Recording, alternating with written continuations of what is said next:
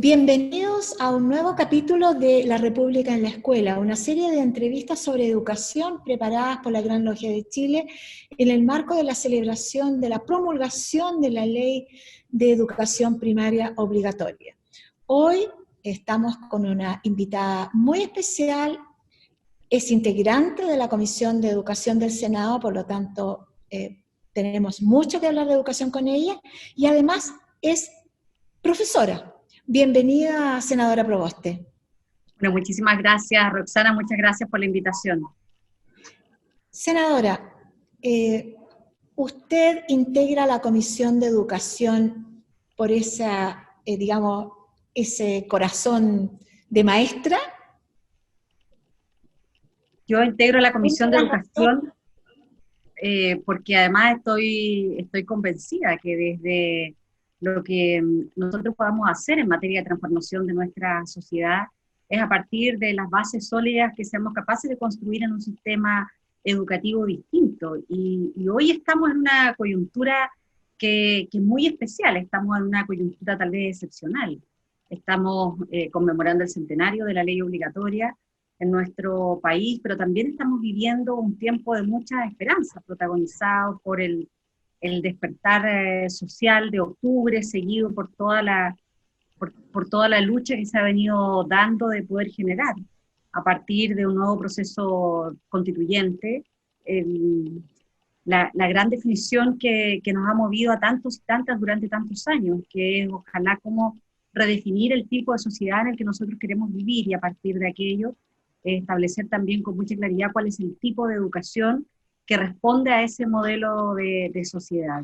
Y por eso que para nosotros es muy significativo poder tener este diálogo con ustedes, porque es evidente que las tareas en educación son además de largo aliento.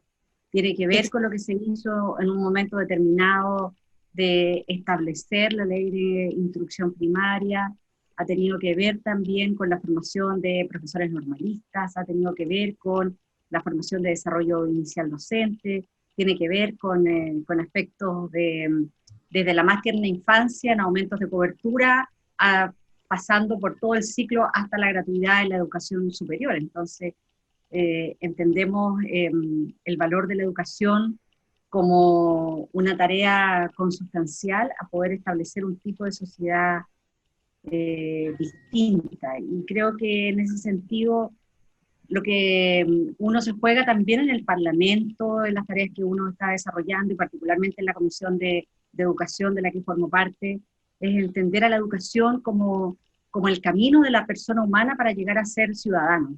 Como lo decía el filósofo francés Paul Ricoeur, pienso que ser ciudadano es ser humano. Y esta afirmación entraña un mundo de sentidos y de consecuencias muy prácticas para la política. Usted sabe que la condición humana es lo más importante, y eso significa condición, digamos, su integridad, y eso es educación, techo, y, digamos, procurar el bienestar integralmente. Pero siempre me asalta la misma duda. Uno ve ejemplos en otros países exitosos de lo que ha sido la educación. La misma, tomemos en Chile solamente, la ley de educación primaria obligatoria demoró 20 años, senador. 20 años de lucha, para poder llegar a establecer, y un ciclo acotado, que es importante, sí, pero ¿cómo lo ve usted en nuestro país? Que nosotros tenemos que colocar en el centro a la persona humana, y en la cúspide de todo nuestro orden político, dotada de dignidad esencial, de derechos que son superiores al Estado, y por consiguiente una nueva constitución política debe garantizar este derecho. Y así como lo hicieron las generaciones muy anteriores a través de la ley de instrucción primaria, siempre lo que está en esta permanente tensión es el tipo de sociedad en el que nosotros queremos vivir. Y hace 100 años lo que se discutía era que si todos y todas tenían derecho a la educación, y por qué no que algunos solo estuviesen concentrados en las labores del mundo rural, en las labores campesinas, y que una élite de este país tuviese acceso a la educación. Y eso ha estado desde los albores de nuestra república. Y por eso que es tan importante y tan extraordinario el proceso que hoy estamos viviendo en materia de proceso de nueva constitución. Es decir, el ser un ciudadano es siempre educarse para el diálogo, para el debate, para la deliberación, es educarse para la vida pública, lo mismo que para la vida en responsabilidad. Y uno se pregunta, ¿responsabilidad con qué y con quiénes? Responsabilidad con el cuidado de sí mismo, responsabilidad con el cuidado de otras personas, y con el cuidado de las instituciones también.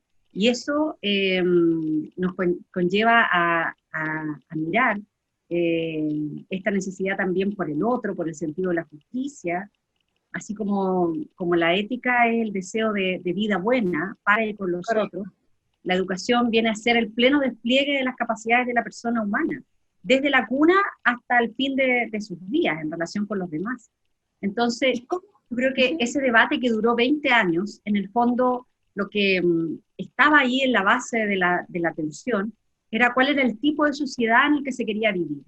Y algunas fuerzas establecían en que ese tipo de sociedad era el que marcaba esa discriminación, en que solo habían algunos que podían tener acceso a la educación y otros masivamente que tenían que trabajar de sol a sol, y que por lo tanto el derecho a la educación no estaba consagrado para ellos. Y por lo tanto fue a partir de la ley de instrucción primaria en donde se garantiza ese derecho. Y así a lo largo de los años ha ido conquistándose, paso a paso, derechos, colocando a las personas en el centro de las preocupaciones. Pero por eso yo quiero volver a mi comentario inicial. Es tan excepcional el momento que hoy estamos viviendo, porque una vez más, al igual que lo tuvieron nuestros compatriotas hace ya casi 100 años, lo que está hoy día en tensión es el tipo de sociedad en el que nosotros queremos vivir. Cuando uno mira perdón, usted como que retrotrae esos 100 años al momento actual, porque de alguna forma representa también esa presión social por una educación mejor, que es lo que representó políticamente también en esa época, lo que usted está diciendo. Algunos leían, otros no leían, la ruralidad, traerla a la educación. Bueno, porque yo creo que ahí reside el núcleo del debate que hemos venido protagonizando durante años, y la controversia que uno no puede eludir, ¿ah? La contradicción entre dos opciones que se disputan el destino de la sociedad a través de la educación en nuestro país. Tal vez antes era el que unos no tenían este derecho y era solo de la élite, y hoy día también parte de lo que está en disputa es el modelo rentista, cuya finalidad es el lucro y donde la educación es tasada conforme a la rentabilidad del mercado. Diferentes naciones que pueden alcanzar el crecimiento económico sostenido, como Sudáfrica, a precio del apartheid, o en el mismo, para no irnos tan lejos, en el mismo país nuestro, digamos, en donde tenemos desempeños bastante mediocres del Producto Interno Bruto, como el modelo filtrador e inequitativo que tiene nuestro país. Sin embargo, durante muchos años fue muy complaciente por haber conseguido formar a una élite competente en tecnología y negocio. Así haya debido postergar el desarrollo de niños y niñas en distintos sectores, en los sectores indígenas andinos, en los sectores indígenas del sur, en las ciudades, en los poblados costeros. Entonces, yo creo que hoy día, además, como esta conversación se produce en un momento que es bien especial en medio de esta pandemia que ha desnudado todas estas desigualdades, donde conmemoramos la ley de instrucción primaria obligatoria y tenemos a millones de estudiantes que hoy día, en este tiempo, no pueden acceder al derecho a la educación porque no tienen conectividad. Eso le iba a preguntar, justamente, en el siglo hoy presente, ¿cierto? Después de 100 años de esta promulgación de la ley, nos topamos con un problema que, tal como dice usted muy bien, desnudó, develó esta pandemia. Yo quiero referirme un poco a esta brecha tecnológica, senadora, que ha sido abismante en muchos casos, y se ha comprobado que realmente tenemos una gran cantidad, desde que no solamente que no tiene el aparato para conectarse, sino que no llega internet sencillamente, no llega la conexión. a la localidad. Bueno, desnuda estas desigualdades. Yo misma hoy día estoy en esta entrevista con ustedes acá desde la ciudad de Vallenar, y en donde la cobertura de Internet es muy mala respecto de lo que se da en las grandes zonas metropolitanas. Y además en esta pandemia también se desnuda en que hay muchos ciudadanos y ciudadanas que no tienen acceso a las nuevas tecnologías, y esto afecta en este proceso a millones de estudiantes en nuestro país, y es por eso que nosotros durante este año, frente a la falta de acción del Ministerio de Educación por garantizar este derecho a la educación de miles y millones de estudiantes, presentamos una iniciativa, un proyecto de ley, para que las empresas que proveen servicios de Internet le entregaran cobertura gratuita al 60% de los estudiantes más vulnerables a lo largo de todo el ciclo educativo, desde la educación preescolar hasta la educación superior. Nuestra primera preocupación, Roxana, fue pensar en aquellos estudiantes que tenían gratuidad en la educación superior y que obviamente frente a lo que ya anticipábamos a fines de marzo, comienzos de abril, un escenario social muy complejo de pérdidas de empleo, era absolutamente predecible que muchas familias que se debatían entre pagar el Internet o tener algo con que sustentar a la familia, era obvio en dónde iban a estar sus prioridades, y por lo tanto iban a dejar de pagar el Internet, y por lo tanto colocando en riesgo la continuidad o la pérdida del beneficio de la gratuidad para miles de estudiantes en nuestro país. Esa fue nuestra primera reflexión. Sin embargo, luego presentamos este proyecto de ley, una moción parlamentaria, para obligar a las empresas que utilizan un bien de uso público, que en este momento pudiesen devolver esa mano y entregar gratuitamente el servicio de conectividad. Esa iniciativa fue aprobada de forma unánime en la Comisión de Transporte y Telecomunicaciones del Senado. Después fue aprobada por 30 votos en la sala, ningún voto en contra, solo se abstuvo la UNI. Y después de eso, que esta situación ocurrió en mayo de este año, nos llamaron los equipos del Ministerio de Transporte y Telecomunicaciones, el Ministerio de Educación absolutamente ausente de este debate, y la propia subsecretaria y la ministra de Transporte nos felicitaban por esta iniciativa y nos ofrecieron su apoyo. Cuestión que se trabajó de manera conjunta, presentamos una indicación a una comisión mixta que estaba finalizando su trabajo para poder acelerar la entrega de este beneficio a millones de estudiantes. Fue así como en junio de este año, el Senado y la Cámara de Diputados despacharon un proyecto de ley estableciendo el beneficio de la gratuidad al 60% de los estudiantes más pobres de nuestro país. Grande fue nuestra sorpresa cuando después de 28 días que el presidente no promulgaba la ley, presenta un veto para suprimir este beneficio, dejando hoy día a millones de estudiantes que no pueden acceder a la educación. Es decir, hemos retrocedido casi 100 años, en donde hoy día, a partir de la condición socioeconómica o a partir de la condición de la localización geográfica, se impide, y el Estado es un mero observador de esta desgracia, a millones de estudiantes de poder acceder a la educación. Entonces, por eso es que consideramos que es tan importante también el debate que hoy estamos llevando a cabo, porque si el derecho a la educación estuviese consagrado en nuestra Constitución como tal, hoy día podríamos tener a la justicia acogiendo millones de solicitudes de estudiantes que no pueden acceder a un derecho garantizado, pero la verdad, cuando uno mira nuestra Constitución, todas las apariciones del vocablo educación están referidas a esta lógica rentista, en donde los sostenedores pueden abrir, organizar, mantener establecimientos educacionales, libertad de proyectos educativos, etcétera, pero no a consagrar un derecho a la educación para nuestros niños y niñas.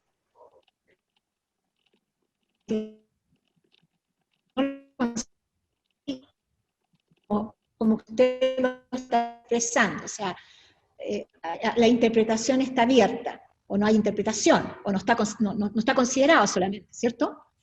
Uh-huh. Parece que lo que está usted intentando, senadora, de que el Internet fuera bueno y todo se extendiera hacia todos los alumnos, a usted no le está funcionando tampoco, así que esta entrevista indudablemente... Uno tiene que vivir los problemas para poder representarlos con fuerza. Pero esta entrevista indudablemente entonces desnuda el problema que usted ha planteado y que no fue promulgada una ley. Y dígame, ¿y qué pasa ahora con esa ley? Porque me interesa, o sea, hacer un seguimiento. El presidente la suprimió, presentó un veto. Sí, hasta ahí estamos bien, veto ya ahí queda, pero después cómo se levanta de nuevo esa ley. Recuerde que estamos con un público que también es importante.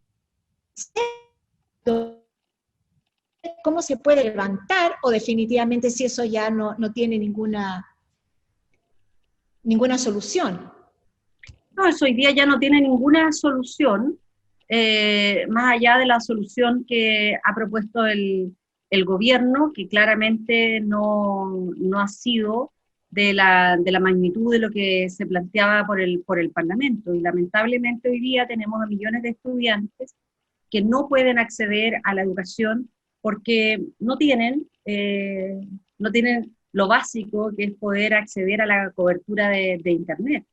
Durante este tiempo ha sido muy difícil también para miles de unidades educativas que han hecho grandes esfuerzos, conociendo la realidad social de sus estudiantes para poder mantener un programa relativamente consistente y continuar las tareas educativas. Y yo creo que eso han sido virtudes que han tenido nuestros profesores, profesoras, directoras, directores, que ha sido muy poco reconocida por parte del gobierno, lamentablemente.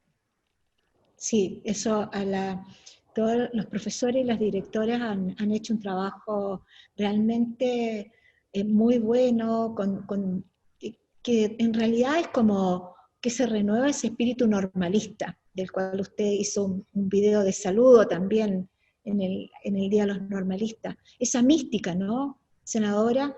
De cómo enseñar. Yo he leído, como periodista, muchas historias de profesores que han ido en su auto y con una pizarra de casa en casa, tratando de rescatar a alumnos de comunas muy alejadas y que no tienen ningún acceso y que para que no pierdan la educación, ¿no? Lo he conversado durante este tiempo con muchos profesores y profesoras con los que me he reunido telemáticamente también, y directores y directoras de establecimiento, que ha sido un tiempo complejo, contener a los propios profesores, contener a la familia, a los estudiantes, y lamentablemente tenemos a un Ministerio de Educación que en lugar de estar al frente entregando certezas, apoyando en estos procesos, está más dedicada a construir debates artificiales que esconden un único propósito, que es insistir en un retorno presencial en estas condiciones de tanta inseguridad para la vida de nuestros estudiantes, pero también para el de su familia y el de los trabajadores y trabajadoras de la educación. Yo misma en este rato que les hablo, lo hago desde un Vallenar en cuarentena, desde el día 11 de septiembre estamos en cuarentena, hemos iniciado este proceso. Entonces cuando uno dice, mire, estamos en septiembre, en donde hay comunas como las nuestras que recién han iniciado procesos de cuarentena, habla de un desastre total desde el punto de vista de la estrategia sanitaria, pero que eso no se puede seguir profundizando con malas decisiones como las que impulsa el Ministerio de Educación, de insistir con el retorno presencial a clase o de insistir con procesos de evaluación docente para los profesores y profesoras durante el año 2020, cuando la pregunta que uno se hace es ¿qué va a evaluar? Si el gran propósito del proceso de evaluación docente es en la interacción en la sala de clase. Correcto, ¿Qué va a que eso no se ha dado, y que se ha dado en forma muy irregular, o sea, se ha dado, se ha dado, eso es importante, porque pero se ha dado, pero el Ministerio los profesores han estado ahí. A dar una señal clara de suspensión de los procesos de evaluación docente para el año 2020, al igual que las pruebas del sistema de medición de la calidad de la educación. Uno también se pregunta qué es lo que va a medir a través del CINSE. ¿Va a medir el capital cultural? ¿Va a medir la capacidad económica para tener una buena conectividad? ¿Va a medir las condiciones geográficas? Si usted vive en un área metropolitana o si vive en una comuna más apartada, si tiene mejor o peor internet. Entonces, no tiene ningún sentido. Hoy día el Ministerio debiera estar ocupándose de entregar respuestas claras en cómo se va a concluir este año, que ha sido muy especial, qué es lo que va a pasar con las calificaciones de los estudiantes, cómo se van a promover condiciones igualitarias para los estudiantes que están en cuarto medio, para que puedan rendir su prueba de transición universitaria, cómo van a ser consideradas sus notas de cuarto año medio para el NEM, cómo se va a privilegiar el ranking, una serie de interrogantes. Pero hay consultas, senadora, yo estoy muy de acuerdo con lo que usted dice.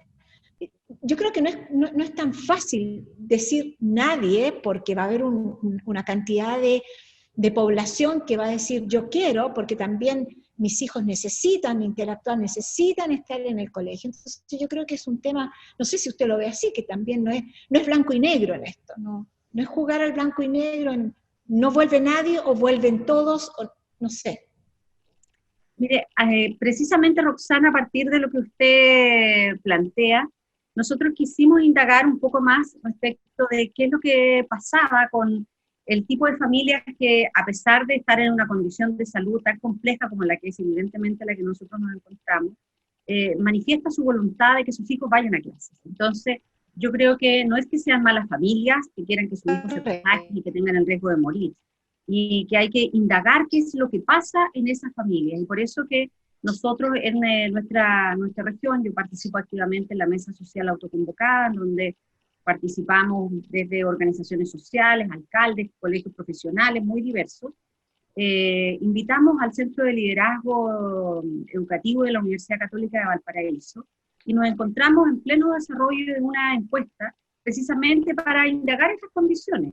Si es que las familias en nuestra región quieren o no enviar a sus hijos a clases presenciales, aquellas que dicen que sí, cuáles son las razones, aquellas que dicen que no, cuáles son los temas que ellos consideran mucho más prioritarios, con el propósito de indagar, de conocer mucho más esta realidad y de no quedarnos solo en el número grueso, de decir, mire, hoy día las encuestas de hoy, 96% de las familias señalan en que no están dispuestos a que sus hijos vuelvan a clase.